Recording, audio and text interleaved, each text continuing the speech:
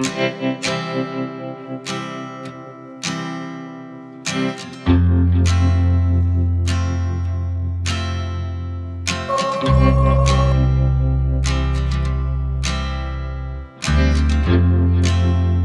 Everyone, welcome back to my channel. আশা করছি সকলেই খুব ভালো আছো।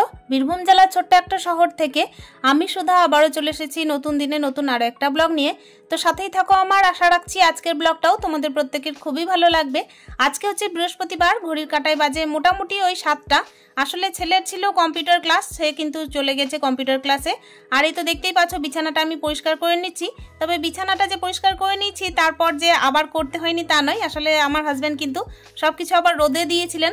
এই যে দেখতেই পাচ্ছ বিছানাটা আমি পরিপাটি করে গুছিয়ে নিয়েছি। ওইদিকে কিন্তু হাজব্যান্ড নিয়ে চলে গেছিলেন আমার ছেলেকে কম্পিউটার ক্লাসে। আবার কি বলতো, কম্পিউটার ক্লাস থেকে মোটামুটি 1 ঘন্টার মধ্যে চলেও আসবে, যদিও মানে ওই 7টা থেকে 8টা পর্যন্ত, কিংবা হচ্ছে 8টা 10-15, তো এর মধ্যেই কিন্তু ঢুকে যাবে। আর এইদিকে দেখতেই পাচ্ছ আমি কিন্তু বিছানাটা গুটিয়েছিলাম, তারপর কিন্তু আমার হাজব্যান্ড সমস্ত চাদরগুলোকে আবার রোদে দিয়েছে। আসলে বিছানার মধ্যে না কোথা থেকে যে পিঁপড়ে চলে আসছে, সেই কারণে কিন্তু রোদে দিয়ে এলো। তবে কি বলতো, রোদে দেওয়ার পরও না আজকে একটু মেঘলা মেঘলা ওয়েদার করছিল। সকাল দিকটা তো বেশ ভালোই ছিল, তবে কাজ করতে করতে তারপর দেখছি কেমন ধরনের যেন মেঘ চলে এলো, আর একবার করে বৃষ্টিটা আসছে আবার একটু করে থামছিল, এরকম কিছু একটা হচ্ছিল। তো এই যে দেখতেই পাচ্ছ কাজ তো থামবে না, মেঘলা দিনেও কিন্তু স্মার্টলি সমস্ত কাজ করে নিচ্ছি। যেহেতু বৃহস্পতিবার মানে হচ্ছে একটু পরিষ্কার করে কাজ না করলে মনটা খুব একটা ভালো লাগে না, ওই জন্য টেবিলটা কিন্তু সকালে উঠেই একদম সুন্দর করে পরিষ্কার করে নিয়েছি। আর রাত্রিবেলায় তো গ্যাসটা মুছে নিয়েছিলাম, তার সত্ত্বেও কিন্তু একবার হাত বুলিয়ে দিয়েছি। আর এই তো দেখতেই পাচ্ছ এবার কিন্তু ঝাঁটা ধরে নিলাম, ঘর বারান্দা সমস্ত কিছু ঝাঁট দিয়ে তারপর একেবারে চলে এসেছি উঠোনে। আমরা সাধারণত গৃহিণীরা দেখবে খিদেটা সহ্য করে থাকতে পারি, কিন্তু দেখবে ছেলেদের কিন্তু একদম অভ্যাস থাকে না। আর পুরুষ মানুষদের ক্ষেত্রেই বলছি, আমার ছেলে আর আমার হাজবেন্ড এরা দুজনেই কিন্তু খিদে একদম সহ্য করে থাকতে পারে না। ওই কারণে কিন্তু ওরা যখন আর কি রেডি হবে, মানে একদম বলতে পারো ফ্রেশ হবে, তারপর হচ্ছে আমার ছেলে কম্পিউটার থেকে আসবে, তখন কিন্তু স্নান টান সারা হলেও ওদেরকে আগে আমাকে খেতে দিতে হবে। তবে হ্যাঁ, হেসেলে কিন্তু কোনোভাবে ঢুকবো না, মানে যদি স্নান করে নিই তাহলে কিন্তু আর হেসেলে ঢুকতে ইচ্ছা করে না। মানে কি বলতো, আমার হাজবেন্ড কিন্তু নিরামিষ একদম খেতে পারেন না, খেতে ভালোবাসেন না এটা বলবো না, আসলে খেতে পারেন না, যার যার অভ্যাস আর কি। এই তো দেখতেই পাচ্ছ আমি এদিকে কাজ বাজ করে নিচ্ছি, তারপর কিন্তু ওদিকে উনি বলছিলেন যে আমাকে তুমি কি খেতে দেবে সেটার ব্যবস্থা করো। এদিকে ফার্স্ট মর্নিং উঠেই কিন্তু চা বিস্কুটটা দিয়েছিলাম, তারপর কিন্তু বললাম একটুখানি অপেক্ষা করো, ছেলে আসুক তারপর দেখি কি খেতে দিই। তো আমি এই যে দেখতেই পাচ্ছ ব্রাশটা সেরে নিলাম, ব্রাশটা সেরেই কিন্তু এবার স্নানে ঢুকে যাব। আসলে কি বলতো, বৃহস্পতিবার সকাল টাইমে না আমি কোনো রকমের সেভাবে কাজ বাজ রাখি না, আসলে রাত্রিবেলায় যতটা পারা যায় সেরে রাখা, তো সেটাই চেষ্টা করি। আর তারপর কি বলতো, আজকের বারটা হচ্ছে লক্ষ্মীবার, তো লক্ষ্মীবারে দেখবে সমস্ত ঘরের কাজগুলো করতে করতেই যদি সময় চলে যায়, তাহলে কিন্তু বৃহস্পতিবারে লক্ষ্মী পুজোটা সুন্দর করে করা যায় না। এমনিতেই কিন্তু দেখো ঘরে কাজ বলতে যে অন্য কিছু নেই তাও না, অনেক কাজবাজি করতে হয়, তার মধ্যে তো দেখো ফ্যামিলিরও খেয়াল রাখতে হয়। আর স্মার্টলি কাজগুলোকে সেরে নিতে গেলে কিন্তু একটুখানি দেখবে আগে থেকে বুদ্ধিটা কাজে লাগাতেও হয়। এই তো দেখতেই পাচ্ছ আমি কিন্তু এদিকে কি মেখে দিচ্ছি বলতো, চিড়ে, দই, কলা, তারপর হচ্ছে দুধ, তারপর হচ্ছে আম, সমস্ত কিছু মিশিয়ে কিন্তু এটাকে মাখছি। আসলে হাজব্যান্ডকে বলেছিলাম যে কলা নিয়ে আসো পুজোর, তো উনি কিন্তু অনেকগুলো কলা নিয়ে এসেছিলেন, তো ঘরের মধ্যে দুধ ছিল। এই যে দেখতেই পাচ্ছ ছেলে আর হাজব্যান্ড কিন্তু দুজনেই খেয়ে নিচ্ছে। আসলে আমি কিন্তু কখনো ভাবিনি যে আমার ছেলে দুধ, কলা, চিড়ে এসব খাবে। আর এই যে দেখো আমার সোনু মা এখানে বসে আছে, তো সোনু এদিকে বসে আছে, ওকেও বললাম খেতে, ও কিন্তু খাবে না, ওকে একটুখানি মিষ্টি দিলাম ভেঙে, তো ওইটাই খেলো, গোটা মিষ্টিও খেলো না। এ তো দেখতেই পাচ্ছ দুই বাবা ছেলে মিলে ওইদিকে খাওয়া দাওয়া করছে, আর আমি এই দেখো চলে এসেছি এই যে পুজোটা দিতে। যেভাবে মানে আমি বলেছিলাম সেটাই কিন্তু, মানে পুজোটা দিয়েও কিন্তু ওদেরকে আগে খেতে দিতে হয়েছে, তারপর কিন্তু পুজোর ব্যবস্থা করতে হয়েছে। তবে হ্যাঁ, একটা জিনিস ভালো হয়েছে কি, যে হেসেলের দিকে যেতে হয়নি।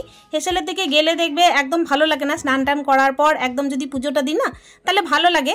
আর তারপর কি বলতো, আমার হাজব্যান্ড যদি পেঁয়াজ ছাড়া আলু ভাজা খায়, বা হচ্ছে পেঁয়াজ ছাড়া যদি কোনো রকমের তরকারি খায়, তাহলে তো কোনোভাবে মানে হেসেলে যাওয়া যায়। কিন্তু আমার হাজব্যান্ড যেহেতু দেখো পেঁয়াজ রসুন ছাড়া খেতে পারেন না, তাই কিন্তু আমাকে এই দিকে মানে আজকে সুন্দরভাবে কিন্তু এই যে চিড়েটা মাখা করে দিলাম, ওটাই কিন্তু খেয়েছে, বেশ আমার ভালো হয়েছে, সুবিধা হয়েছে।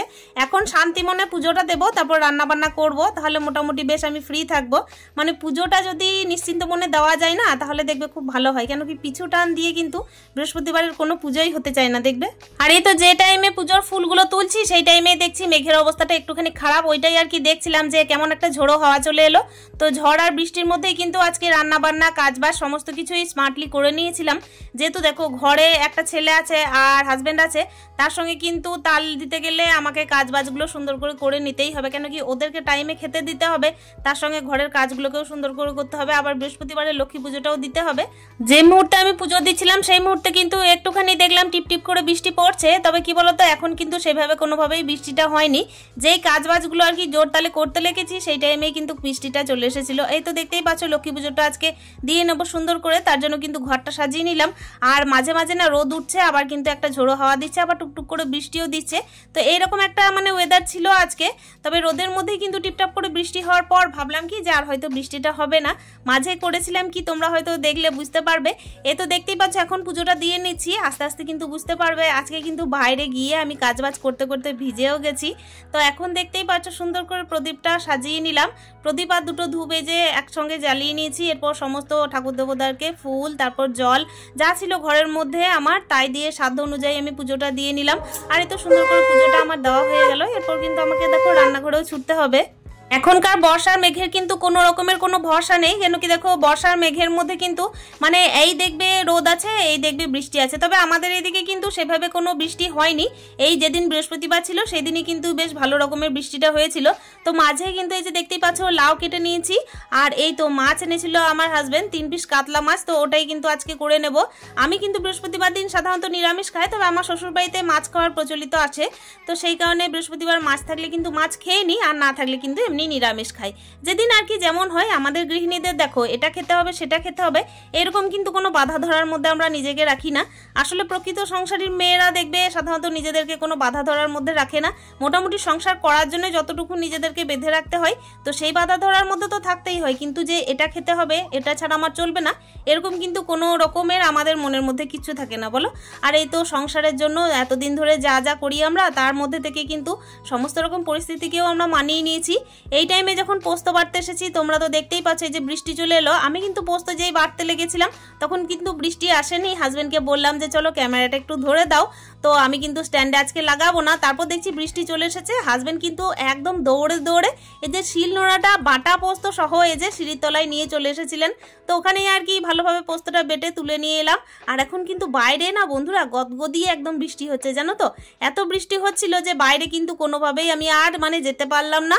আর একটুখানি ভিজেও গেছিলাম জানো তো, কিন্তু ভিজে কাপড়টা এই মুহূর্তে আর চেঞ্জ করার সময় পেলাম না, কেন কি ঘড়ির কাঁটায় না অনেকটাই বেজে যাচ্ছিল। আসলে সমস্ত কিছু অভ্যেসের ব্যাপার জানো তো। একটু একটু ভিজলেও দেখবে আমরা গৃহিণীরা কোনোভাবে গায়েই মাখি না ওই জিনিসটা। যদিও বা সংসারের জন্যই, সংসারের লোকগুলোকে কখন খেতে দেবো, কখন টাইমলি কাজগুলো করব, কখন স্মার্টলি কাজগুলো করলে সময়ের মধ্যে হয়ে যাবে আর 2 পয়সা বাঁচিয়েই চলবো, এইরকমই একটা চিন্তাধারা প্রত্যেক দিনই কাজ করে। এইসব কাজ করতে করতে কিন্তু নিজের খেয়াল রাখা একদম ভুলেই যায়। আর যখন আর কি নিজের কথা ভাবি না তখন দেখবে সময়টা পেরিয়ে যায়। এই চলো আমাদের মধ্যে, বলো। তো এখন দেখতেই পাচ্ছ ওইদিকে কিন্তু ডালে ফোড়ন দিয়ে নিয়েছি আর পোস্তটাও নামিয়ে নিয়েছি। আর এইদিকে দই এনেছিল হাজবেন্ড ওই যে চিড়ে খাওয়ার জন্য। আমি বলেছিলাম যে দইটা নিয়ে এসো, তবে ওরা কিন্তু দইটা সেভাবে খায়নি, আমি কিন্তু পরে খেলাম চিড়ে দিয়ে। আর ওরা কিন্তু খেয়েছিল দুধ চিড়ে। আর এই তো দেখতেই পাচ্ছ দুধ চিড়ে খাওয়ার পরেও কিন্তু দইটা যেটা বেঁচে গেছিলো, তো সেটা দিয়ে ভাবলাম যে দই কাতলা একটুখানি করে দিই। যেরমভাবে পারলাম সেরমভাবেই করলাম। খুব ভালো রাঁধুনি কিন্তু আমি মোটামুটি নয় বললেই চলে। এই যে ওপর থেকে একটুখানি দেখো জলও দিয়ে দিয়েছি। তো মোটামুটি আমার রান্না আজকে হয়ে গেছে। তবে এর মাঝেও আমার হাজবেন্ড কিন্তু যতই কিছু রান্না হোক না কেন আলু সেদ্ধ খেতে কিন্তু খুবই ভালোবাসেন। তো আলু সেদ্ধটাও কিন্তু মেখে নেব। তবে আলু সেদ্ধটা পেঁয়াজ ভাজা দিয়ে কিন্তু খেতে ভালোবাসেন না, কাঁচা পেঁয়াজ দিয়ে খেতে ভালোবাসেন। আর জিরে আর লঙ্কা একটু হলুদ এই সমস্ত তেলের মধ্যে দিয়ে না আলু মাখাটা খেতে খুব ভালোবাসেন। আলু সেদ্ধ ছাড়া কিন্তু মানে আমার হাজবেন্ড একদম বলে যে ভাত খেতে ভালো লাগে না। তার সঙ্গে যদি আচার থাকে তাহলে আরও ভালো। আমার শাশুড়ি মা কিন্তু জানো তো খুব ভালো আচার করেন। তো আমার হাজবেন্ড কিন্তু আমার শাশুড়ি মার হাতের আচার কিংবা রান্না সমস্ত কিছুই খুব ভালোবাসেন খেতে। যদিও বা আমি নিজের চেষ্টার দ্বারা যতটুকু শিখেছি, আমি কিন্তু ওনার মতো এত ভালো পাকা রাঁধুনি নয়। এই তো দেখতেই পাচ্ছ তোমাদের সঙ্গে কথা বলতে বলতে এই যে বৃষ্টিটা কেমন চলে এসেছে। তো ওইদিকে কিন্তু ওনাদেরকে খেতে দেব। তারপর কিন্তু দেখতেই পাচ্ছ এদিকে বৃষ্টি ঝোড়ো হাওয়া সব কিছুই কিন্তু দেখে এলাম একবার যে বাইরে কিরকম ওয়েদার, কেন কি বাসনগুলোকেও বের করতে হবে। তার সত্ত্বেও কিন্তু ভিজে ভিজে বের করেছিলাম, তবে ক্যামেরাটা তো সব জায়গায় নিয়ে যাওয়া সম্ভব নয়, তাই না। এখন দেখতেই পাচ্ছ হাজবেন্ডকে এই যে খেতে দিয়ে দিয়েছি। এদিকে কিন্তু 2 পিস মাছ দিয়েছি, আচার দিয়েছি, পোস্ত আছে আর আলু সেদ্ধ আছে। আজকে কিন্তু আর কোনো রকমের কোনো ভাজাভুজি করিনি, কেন কি আমার হাজবেন্ড কোনোভাবেই কোনো সবজি খানি না। সে যাই হোক আজকের দুপুরের লাঞ্চটা সাথে সাথে ভিডিও থেকে কিন্তু এখানেই বিদায় নিচ্ছি।